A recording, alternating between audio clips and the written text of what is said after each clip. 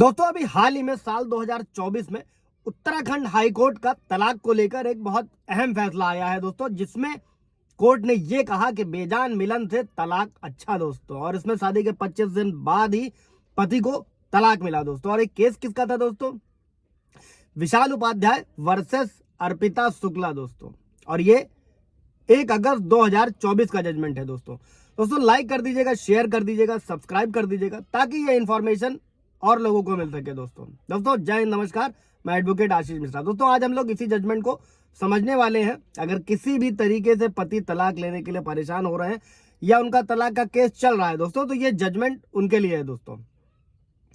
इसमें उत्तराखंड हाईकोर्ट ने यह कहा था अपने बयान में कि बेजान मिलन से तलाक अच्छा। और उत्तराखंड हाईकोर्ट ने कहा कि इस मामले में चूंकि पति पत्नी के बीच कोई भी भावनात्मक लगाव नहीं है, ऐसे में ये शादी बेजान है। और अगर ऐसे में तलाक नहीं दिया जाएगा तो ये दोनों ही पक्षों के लिए क्रूरता होगा दोस्तों। अब दोस्तों केस क्या था इसमें?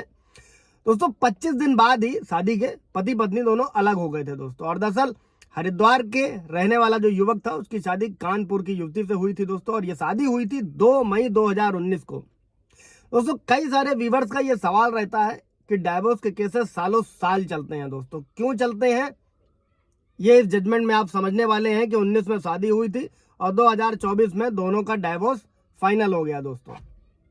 और इससे पहले भी फैमिली कोर्ट ने क्या आदेश दिया था वो भी इस वीडियो में समझते हैं दोस्तों। और उस समय उन दोनों की जो एज थी पति पत्नी की वो 20 साल थी दोस्तों। और शादी के 25 दिनों के बाद ही 27 मई को दोनों ही अलग हो गए दोस्तों। और इसमें मध्यस्थता यानी कि मीडिएशन के लिए कई सारे प्रयास किए गए दोस्तों, लेकिन सभी प्रयास फेल हो गए। और जिसके बाद पत्नी ने क्या किया, जो सभी केसेस में होता है कि पत्नियां झूठे केसेस दर्ज कर देती हैं, इसमें भी पत्नी ने पति के खिलाफ, पति के अगेंस्ट दहेज निषेध अधिनियम में एफआईआर दर्ज करा दी दोस्तों।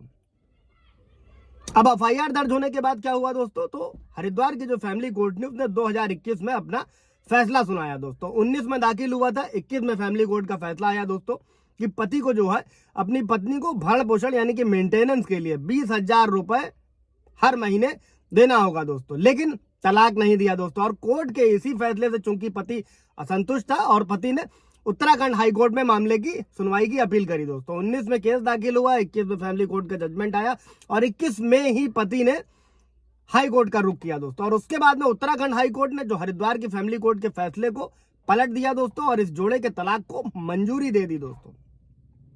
इसमें दोस्तों हरिद्वार की जो फैमिली कोर्ट थी 2021 में पति को आदेश दिया गया था कि वो अपनी पत्नी को 20,000 रुपए पर मंथ मेंटेनेंस देगा दोस्तों। लेकिन चूंकि तलाक नहीं दिया गया था, जिसके बाद पति ने जो फैमिली कोर्ट के फैसले को हाई कोर्ट में चुनौती दी थी दोस्तों। और नैनीताल हाई कोर्ट ने याचिका पर सुनवाई करी और पति पत्नी के तलाक को मंजूरी देते हुए और तलाक का जो समझौता हुआ दोस्तों उसमें 25 लाख रुपए स्थायी गुजारा भत्ता देने का आदेश दिया गया था पति को पत्नी को दोस्तों। बट तलाक दिया गया था। और इसके बाद क्या हुआ दोस्तों कि हाईकोर्ट ने इस मामले में यह भी कहा था कि पति पत्नी के बीच में अगर कोई भावनात्मक लगाव नहीं है, ऐसे में शादी बेजान मिलन से ज्यादा और कुछ नहीं है, ऐसे में तलाक अगर नहीं दिया जाता है तो ये दोनों ही पक्षों के लिए क्रूरता होगा दोस्तों। और इसके साथ में स्थायी गुजारा भत्ता के रूप में 25 लाख रुपए का भुगतान 6 महीने के अंदर जो है वो 6 हफ्ते के अंदर करने के लिए और 26 सितंबर तक कोर्ट को भुगतान की जानकारी देने के निर्देश भी जारी किए गए हैं दोस्तों उत्तराखंड हाई कोर्ट द्वारा। तो ये था दोस्तों जजमेंट का एक फैसला। इससे रिलेटेड कोई सवाल जवाब होगा दोस्तों तो पूछ लीजिएगा। Thank you.